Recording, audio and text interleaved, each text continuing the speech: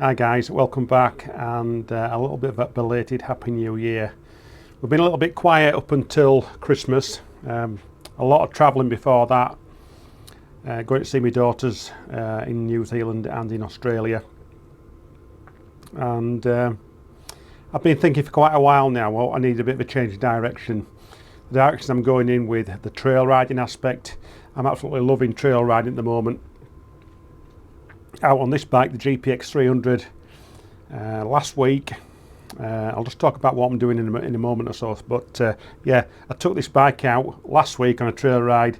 It was just absolutely awesome, and I didn't really think I was going to use this until sort of late March into April, because this is going to be the summer bike, and I just wanted to get it out really for one ride, and also try and let a friend have a go on it as well. But subsequently he didn't have a go on it, but that's by the by. You'll have to wait now until at least April. But yeah, I just fancied a change direction, not affiliated to any particular discipline in off-road riding, and I'm not getting any younger. I can't ride hard enduro for the rest of my life, and I want to go into more adventure type riding, the green lane type riding, long distance stuff. But I still want to do a little bit of this as well. I still want to do some technical riding. One big challenge we've got coming this year is Serbia, and that's one of the reasons why I'm doing some work on this bike now. So I'm doing it pre-season, so I don't have to do it later on. So a lot of stuff coming up. We've got the Valleys light race at the end of January, which I'm doing on the 250 GPX. 2 trail riding weekends with a group of guys. That's going to be April and May. We've got the GPX 2-day event. That's the GPX owners 2-day event at Werndu, and that is the last sort of week in May as well. I'm going to be going to Serbia, riding in Xross in the hobby class, which is essentially a bronze class. I'll be going to Romania with the guys there, Eurotech, doing service work, all that sort of thing. I'll be going to Sea to Sky as well later on. But there's other things that I want to do, like I want to do a coast-to-coast ride on the KTM 450 with my friend Mike, who's currently building a 22 model 450 EXC with the Raid garage tower kit stuff on. So I'll be bringing you some things in relation to that. And yeah, it's all going to be, totally new. I'm going to be dropping in on people on spec just to see how they're getting on, and try and bring you some stuff from the workshop at Eurotech as well. There's lots of things happening there. As you're probably well aware now, Sherco is sort of reinventing itself. Mark Jackson is now in charge of Sherco UK. So there's things going to be happening there. There's going to be test days, all that sort of stuff. Yeah, doing stuff with the GPX as well. It doesn't really matter what bike people ride. I'm not really interested in the bikes. It's the people. Yes, I've got my bikes, and I don't want to bang on too much about my bikes, but I will show you the things that I am doing with them. But if you ride a Beta, a Sherco, a Husky, it doesn't really matter to me. It's about the people and your experience with your dirt biking, whether you're doing enduro, hard enduro, trail riding, whatever, it doesn't really matter. I'm going to be visiting Ollie at Wrench Ride in Manchester as well to well, we're hoping to see him last week, but that never happened.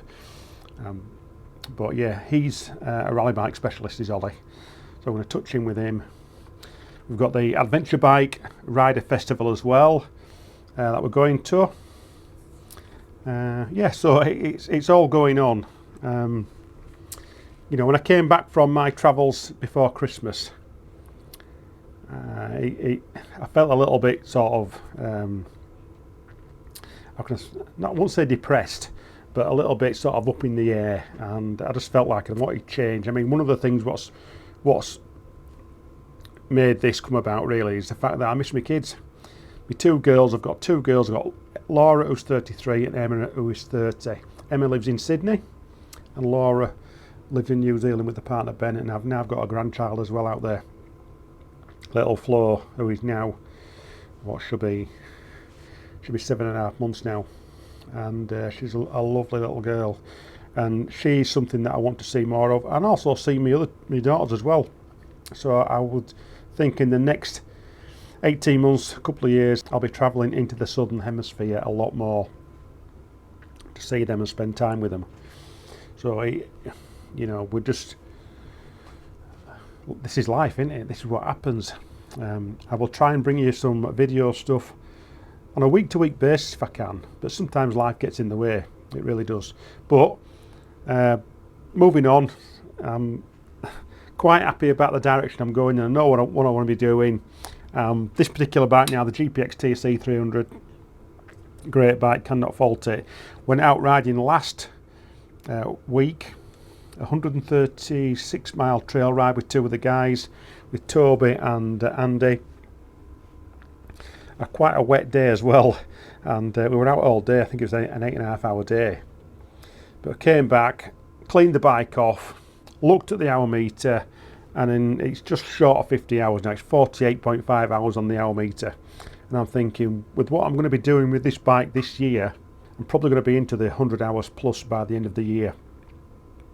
So I'd rather do a top-end service now than do it sort of mid-season. And while I'm doing this, I can just make sure it's clean and things are greased up as well. And when it comes to going to Serbia, the only things that I'll really need to do then before the bike goes is chain sprockets, brake pads, the wheels. I've got another set of wheels for this anyway, GPX wheels. They've got very little use, so they'll be fine in terms of wheel bearings, and it'll be just a case of just making sure it's clean, maybe some new graphics on it, and that'll be pretty much it. So it'll be a fairly easy service before it goes to that event. So I took the top end off the other day, not long after I cleaned it, and we've got the stuff in the workshop here. Let's go have a look at it. So we've got the cylinder, nice and clean is that cylinder, no signs of any wear at all. So we're just in the process of giving that a really good clean. That's the piston. There's a little bit of blow by on it in places, but overall pretty good, I think. Cylinder head. That was literally one wipe with a rag and it came up like, really clean. No baked on carbon, etc. The piston, I have cleaned the top off. Just have a look at it. But then we've got the power valve covers here, which we're going to give a clean as well. So as you can see, the top end service on this is simple. What I like about this bike compared to the last bike you had, the KTM, the TPI, which was a great bike, and I'll always say, the orange bikes are the best bikes out there in my opinion. But you buy what suits your pocket. I'm running 3 bikes. I'm running a KTM still, and I'll be running that for quite some time because I really like it. But having 2 GPX bikes has significantly halved my sort of running costs.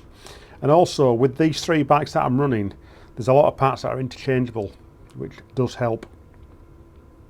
I mean, for servicing cost to do the job that I'm doing now is probably 2/3 less than what it would be to service the TPI bike that I had.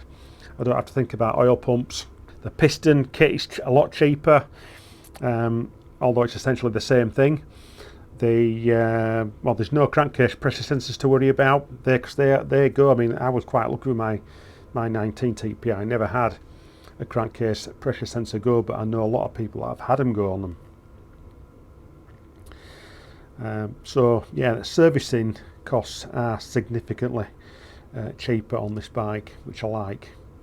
Like I say, particularly when you're running 3 bikes. I'm currently running the 250 GPX as a trail bike, winter bike, which is going to keep my bike fitness up right through till the spring, when we start using this and we start preparing for the Xross event. So I think I've crammed quite a lot in there. I've got some cleaning to do now, and I'll give you an update when the top end's back on and we've got it running. Back soon, guys.